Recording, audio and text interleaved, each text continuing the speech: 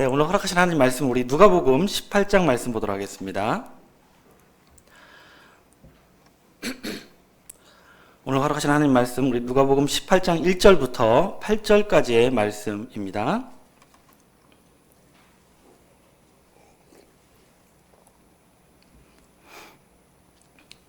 네, 허락하신 본문 말씀 누가복음 18장 1절 말씀 다 찾으신 줄로 믿고 봉독하도록 하겠습니다. 항상 기도하고 낭망치 말아야 될 것을 저희에게 비유로 하여 가라사대 어떤 도시에 하나님을 두려워 아니하고 사람을 무시하는 한 재판관이 있는데 그 도시에 한 과부가 있어 자주 그에게 가서 내 원수에 대한 나의 원한을 풀어주소서 하되 그가 얼마 동안 듣지 아니하다가 후에 속으로 생각하되 내가 하나님을 두려워 아니하고 사람을 무시하나 이 과부가 나를 번거롭게 하니 내가 그 원한을 풀어주리라. 그렇지 않으면 늘 와서 나를 괴롭게 하리라 하였느니라. 주께서 또 가라사대 불의한 재판관의 말한 것을 들으라. 하물며 하나님께서 그 밤낮 부르짖는 택하신 자들의 원한을 풀어주지 아니하시겠느냐? 저희에게 오래 참으시겠느냐? 내가 너에게 이르노니 속히 그 원한을 풀어주시리라. 그러나 인자가 올 때에 세상에서 믿음을 보겠느냐 하시니라. 아멘.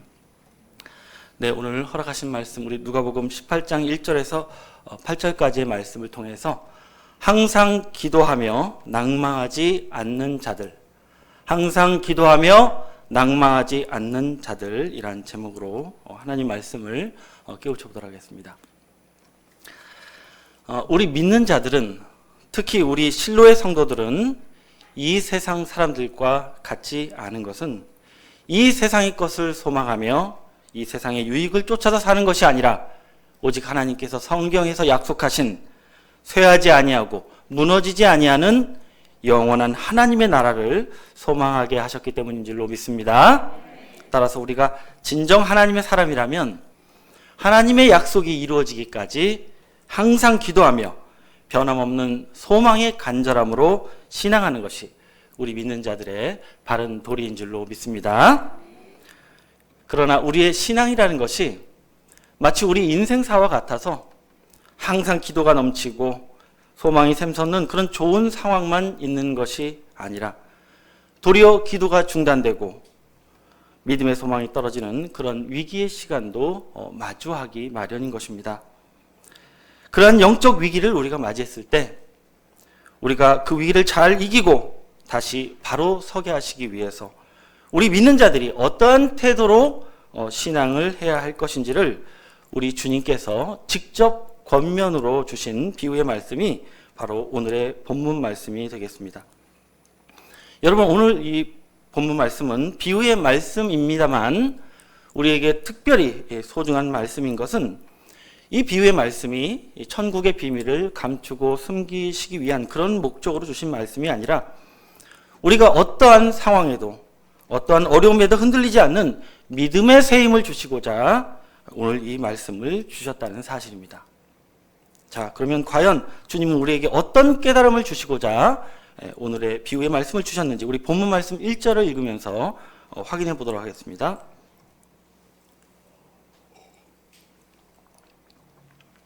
네, 본문 말씀 누가복음 18장 1절입니다. 항상 기도하고 낭망치 말아야 될 것을 저희에게 비유로 하여 가라사대라고 말씀을 시작하고 있습니다. 자, 우리가 하나님과 예수님을 믿고 성경에 약속된 구원을 믿는 자라면 항상 무엇을 해야 돼요? 기도하며 낙심하지 말아야 되는 그 이유를 깨닫게 하시기 위해서 오늘 주님께서 우리에게 이 권면의 말씀을 주고 계시다는 사실입니다. 그러면 예수님께서는 왜 굳이 이러한 권면의 말씀을 우리에게 주셨냐는 것입니다.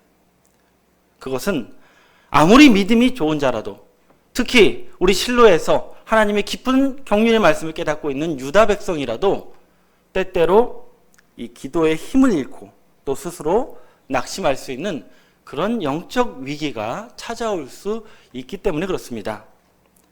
여러분, 혹시 우리가 근간에 나타난 어려움 때문에 또한 오랜 시간 나도 모르게 익숙해진 그 나태함 때문에 우리의 기도가 힘을 잃고 또 처음 가졌던 소망이 희미해지는 그런 영적 위기를 맞이하고 있지는 않습니까? 만약 그렇다면 오늘 증거되는 말씀을 통해서 여러분 새로운 기도의 힘을 되찾으시고 우리가 낙심하는 자가 되는 것이 아니라 하나님의 소망의 말씀으로 더욱 바로 설 수 있는 반듯한 실로인으로 회복되는 축복이 함께하기를 원합니다. 자, 그러면 주님은 어떤 말씀을 통해서 우리의 기도의 소망을 지키는 자가 될 것을 가르쳐 주셨는지 우리 다시 본문 1절 말씀부터 2절 말씀으로 보도록 하겠습니다. 본문 1절입니다. 항상 기도하고 낭망치 말아야 될 것을 저희에게 비유로 하여 가라사대 어떤 도시에 하나님을 두려워 아니하고 사람을 무시하는 한 재판관이 있는데 라고 하시면서 말씀을 시작하고 있습니다. 자, 주님이 말씀하시길, 비유로 말씀하시길 어떤 도시에 한 재판관이 있었다라고 비유를 시작하고 있습니다. 근데 이 재판관이 어떤 사람이냐? 하나님을 뭐하지 않아요? 두려워 아니한다.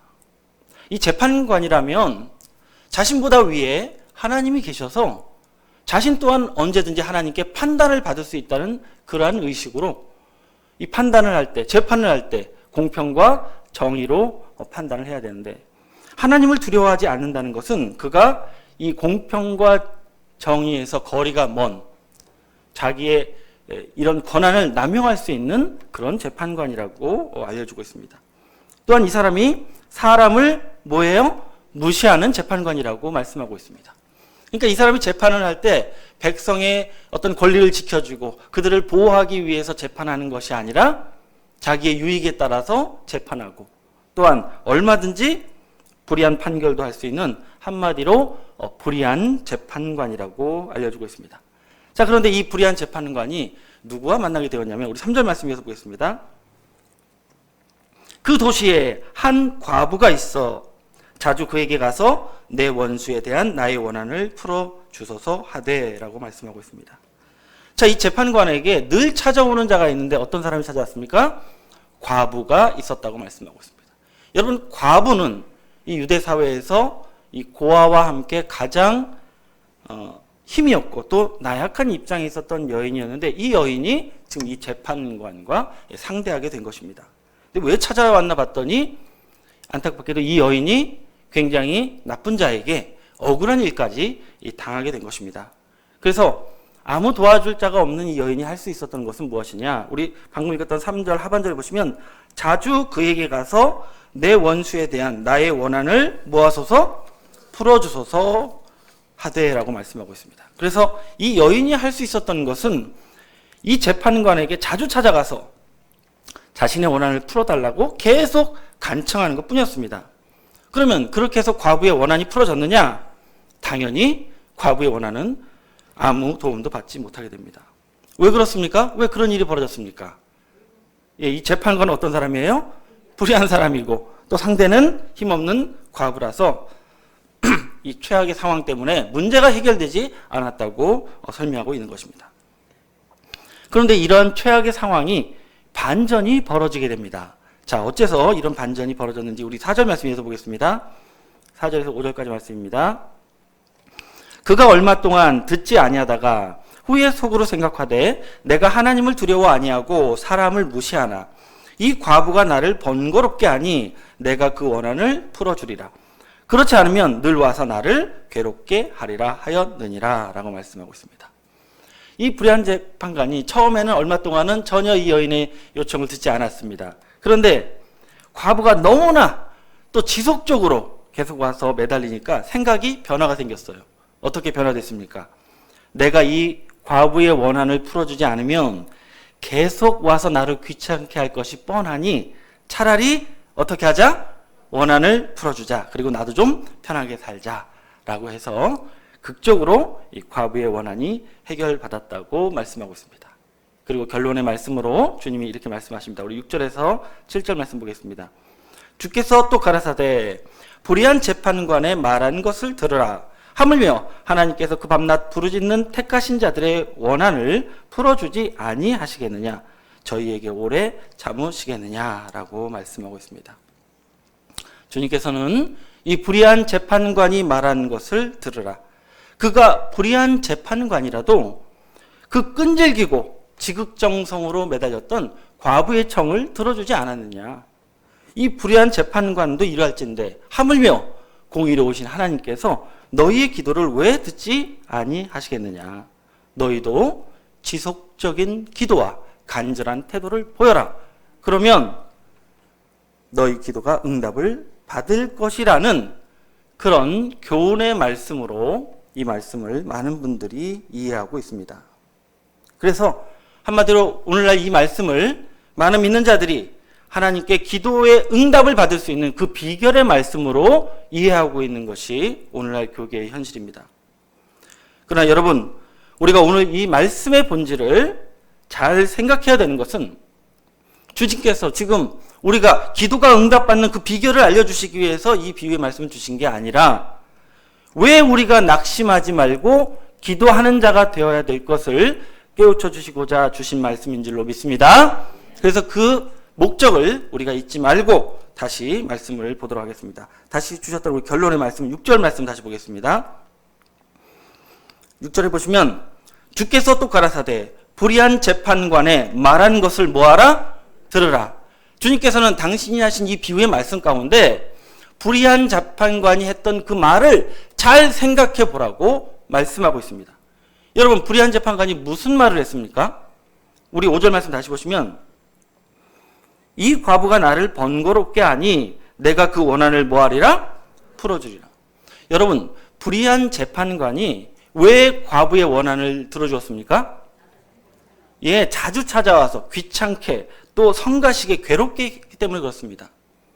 그런데 여러분, 이 재판관이 했던 말을 우리가 잘 생각해 보면요, 이 불의한 재판관이라도요, 아무리 과부가 자주 찾아와서 귀찮게 매달려도 그 요청을 들어줘야 되는 그런 의무는 없습니다.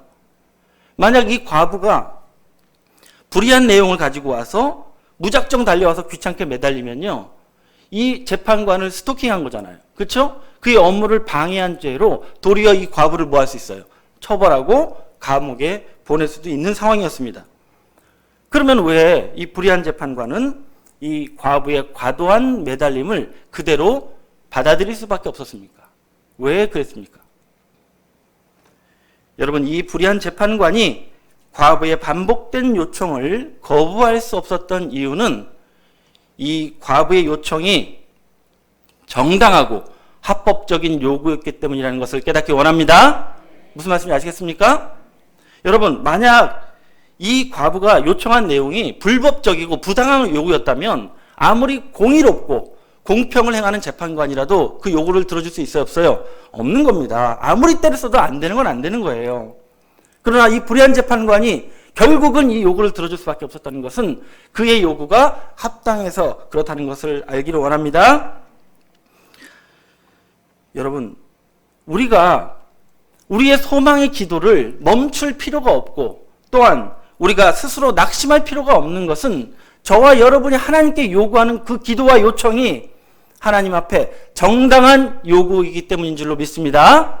여러분, 우리가 실로 성전에서 깨닫게 된 우리가 그리스도의 나라에 대한 약속과 또한 호련 변화를 통해서 우리의 육체가 구원받는 이 소망의 약속은 우리가 강제로 요구한 게 아니라 하나님께서 이 말씀을 통해서 우리에게 깨우쳐 주신 정당한 우리의 유업인 줄로 믿습니다. 그러면 우리는 어떻게 해야 돼요? 우리는 이 약속을 하나님께 받을 때까지 끊임없이 요구하고 충분히 바라도 되는 자들인 줄로 믿습니다. 그런데 문제는요, 우리가 이 과부와 같이 정당한 모습으로 정당한 신앙을 하지 않으면서 만약 지금까지 이 소망을 기도하고 요구했다면 그 기도와 요구는 받아지지 않고 응답할 이유도 없는 것입니다. 그래서 중요한 것은 기도하고 요구하고 있는 내가 이 말씀과 약속 앞에 과연 정당한 신앙인이었느냐가 중요한 줄로 믿습니다.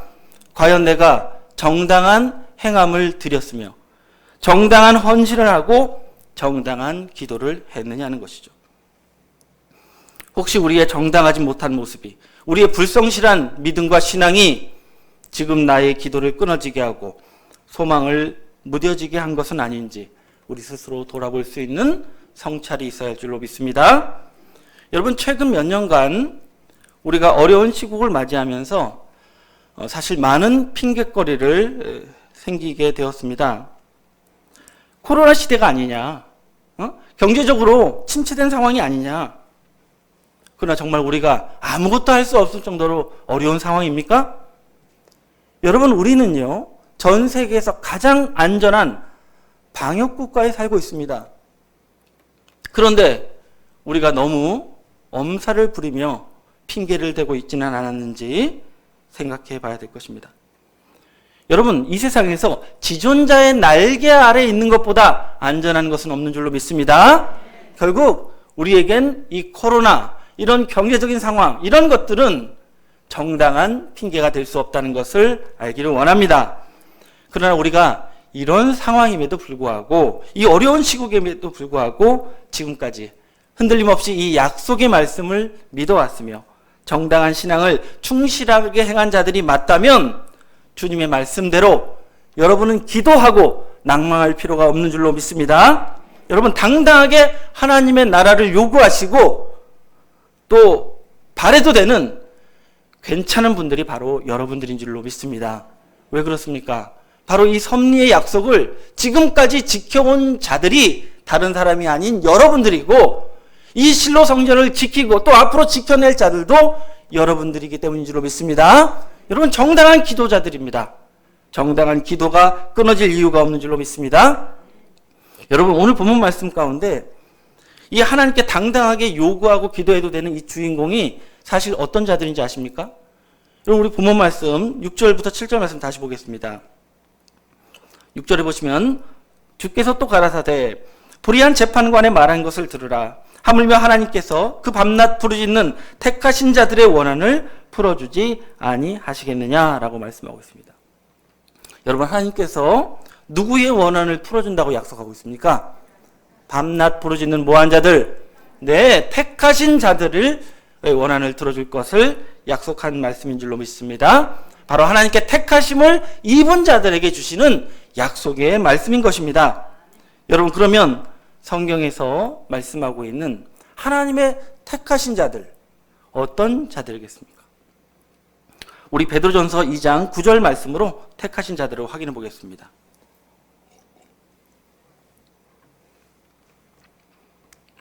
베드로전서 2장 9절입니다. 자, 사도 베드로가 이 택하신 자들에 대해서 이렇게 알려주고 계십니다. 오직 너희는 택하신 족속이요 왕 같은 제사장들이요 거룩한 나라요 그의 소유된 백성이니 이는 너희를 어두운 데서 불러내어 그의 기이한 빛에 들어가게 하신 자의 아름다운 덕을 선전하게 하려 하심이라 라고 말씀하고 있습니다. 자, 이 말씀을 보시면은 베드로가 이 하나님께 택하심을 받은 자들에 관해서 아주 특별한 칭호로 설명하고 있습니다. 어떤 칭호를 주셨냐면 왕 같은 제사장이요 거룩한 나라요 소유된 백성이라는 칭호를 가질 자들이 뭐 받은 자들이다? 택하심을 받은 자들이라고 말씀하고 있습니다. 그러면 성경에서 마지막 때에 이러한 칭호를 가져갈 수 있는 택하심을 받은 자들은 누구인지 우리 계시록 1장 5절 말씀부터 6절 말씀으로 확인해 보도록 하겠습니다. 자, 먼저 계시록 1장 5절 말씀입니다. 제가 읽겠습니다. 또 충성된 증인으로 죽은 자 가운데서 먼저 나시고 땅의 임금들의 머리가 되신 예수 그리스도로 말미암아 은혜와 평강이 너희에게 있기를 원하노라. 우리를 사랑하사 그의 피로 우리 죄에서 우리를 해방하시고 라고 말씀하고 있습니다. 여러분, 이 계시록이 성취되는 마지막 때에는 하나님이 사랑하셔서 이 죄에서 해방받게 해줄 자들이 있다고 말씀하고 있습니다. 자, 이런 자들이 어떠한 영광을 누리느냐. 6절 말씀 이어서 보시면 그 아버지 하나님을 위하여 우리를 나라와 무엇으로? 제사장으로 삼으신 그에게 영광과 능력이 세세토록 있기를 원하노라 라고 말씀하고 있습니다. 자, 우리 주님께서 이 죄에서 해방받게 한 자들을 무엇으로 세우십니까? 하나님의 나라와 제사장으로 삼으신다고 말씀하셨기 때문에 앞서 베드로가 특별한 칭호로 알려주었던 이 왕같은 제사장, 거룩한 나라의 칭호를 가져갈 수 있는 이 택하신 자들은 바로 마지막 때 죄에서 완전한 해방을 누리는 자들이라는 것을 알기를 원합니다. 여러분 누구를 말하는 것입니까? 누구를 설명하신 말씀입니까? 바로 이 시대에 율법에서 벗어나서 이 죄에서 해방받은 것은 물론이고 오늘 본문에서 약속하고 있는 이 하나님의 나라와 제사장으로 신앙하면서 하나님의 나라를 기도하고 있는 바로 우리 실로의 성도들, 바로 저와 여러분을 가리켜서 주신 말씀인 줄로 믿습니다. 여러분 오늘 말씀은 이 택하신 자들이, 저와 여러분과 같이 택하심을 입은 자들이 혹 기도가 끊어지고 낭망하는 자가 되지 않기를 바라시면서 주신, 우리에게 주신 약속의 말씀이라는 것을 깨닫기를 원합니다. 그리고 끝으로 이런 말씀을 주십니다. 우리 8절 말씀 보겠습니다. 내가 너희에게 이르노니 속히 그 원한을 뭐하리라? 풀어주리라. 주님은 약속하고 있습니다. 만약에 이 택하신 자들이 끝까지 소망을 놓지 않고 기도가 끊어지지 않고 낭망하지 않는 자, 그 믿음을 지키는 자가 되어준다면 속히 그 원한을 뭐하리라? 다 이루어 주리라 약속하여 주신 줄로 믿습니다. 여러분 이 약속을 믿는 자가 되길 원합니다. 그러나 끝으로 이런 경고도 주십니다. 8절 우리 하반절 보시면 그러나 인자가 올 때에 세상에서 무엇을 보겠느냐? 믿음을 보겠느냐라고 말씀하고 있습니다. 우리 주님 다시 오시는 세상 끝날에 과연 믿음을 잃지 않고 기도가 끊어지지 않고 낭망하지 않는 그 믿는 자를 얼마나 볼 수 있겠느냐 경고하고 계신 것입니다. 여러분 저는요 이 말씀이 경고의 말씀이 아니라 우리에게는 또 다른 소망의 말씀이라고 생각합니다. 왜 그러냐면 결국 우리가 이 주님이 고대하시고 있는 그 믿는 자, 기도가 끊어지지 않고 낭망하지 않는 자로만 발견된다면 하나님의 모든 약속은 바로 우리들의 유업이 될 줄로 믿습니다. 여러분 그래서 이제 우리는요 항상 이 약속을 기대하고 기도해야 됩니다. 또한 절대로 낭망하거나 낙심할 필요가 없는 자들인 줄로 믿습니다. 여러분 그러니까 우리끼리니까 좀 하는 얘기인데요. 우리 택하심을 입은 자들은요 이 낭망하거나 기도가 끊어질 그럴 시간이 없는 분들입니다. 왜 그러냐면 우리가 만약 이렇게 함부로 낙심하고 함부로 기도를 멈추는 자가 되면요 우리가 반드시 큰 후회를 하게 될 것을 성경이 예언하고 있기 때문에 그렇습니다. 마지막 때에 이 택하신 자들이, 이 구원함에 이를 자들이 반드시 후회할 일이 나타날 것을 성경은 예언하고 있습니다. 자, 과연 어떤 후회의 역사가 예언되어 있는지 우리 끝으로 에스겔서 39장 말씀을 보도록 하겠습니다. 에스겔서 39장 말씀입니다. 25절 말씀부터 보겠습니다. 이 에스겔서 39장 말씀은 하나님께서 이 에스겔 선지자를 통해서 하나님께서 마지막 때에 이루실 완전한 구원, 그 구원에 관한 예언의 말씀을 기록하고 있습니다. 자, 하나님께서는 이 당신의 백성들에게 약속하신 모든 구원을 이 완성하실 때 그 구원함을 백성들이 어떠한 심경의 변화를 느끼게 될 것을 예언하고 있는데요. 자, 구원받은 백성들이 어떤 마음의 경험을 하게 될 것을 예언하고 있는지 우리 25절 말씀부터 보도록 하겠습니다. 25절입니다. 그러므로 나 주 여호와가 말하노라. 내가 이제 내 거룩한 이름을 위하여 열심을 내어 야곱의 사로잡힌 자를 돌아오게 하며 이스라엘 온 족속에게 긍휼을 베풀지라 라고 말씀하고 있습니다. 자, 하나님께서는 마지막 때에 하나님의 당신의 그 거룩한 이름을 위해서 하나님의 구원의 백성들에게 완전한 구원을 긍휼로 베풀어 주겠다고 약속하고 계십니다. 바로 그 하나님의 완전한 구원의 백성이 안전하게 거할 수 있는 새하늘 새 땅, 그리스도의 나라의 축복을 약속하고 있는 것입니다. 자, 그 땅에 들어갈 때에 어떠한 경험을 하게 되느냐. 우리 26절 말씀 이어서 보겠습니다. 그들이 그 땅에 평안히 거하고 두렵게 할 자가 없게 될 때에 라고 말씀하고 있습니다. 자, 하나님의 백성들이 완전한 구원을 누리게 될 때 이 그리스도의 나라, 새하늘 새 땅에서 어떻게 거해요? 평안하게, 두려움 없이 거하게 될 것이라고 말씀하고 있습니다. 그러면 이 그리스도의 나라에 들어갈 때 어떠한 신경을 느끼게 될 것이냐? 우리 26절 말씀, 우리 하반절 이어서 보겠습니다. 자, 다 같이 따라하겠습니다. 부끄러움을 입고 내게 범한 죄를 뉘우치리라. 여러분, 구원의 백성들이 이 하나님이 안전하게 거하시는 당신의 나라에 들어갈 때에 어떠한 심경을 경험하게 되냐면 부끄러움을 품고 뭐예요? 내게 범한 죄를 뉘우칠 것이라고 말씀하고 있습니다. 여러분, 구원의 백성들이 어떠한 부끄러움을 품게 되겠습니까? 내가 하나님께 약속받은 이 구원을 받고 보니까 내가 이 큰 구원을 받을 만큼 제대로 기도했나?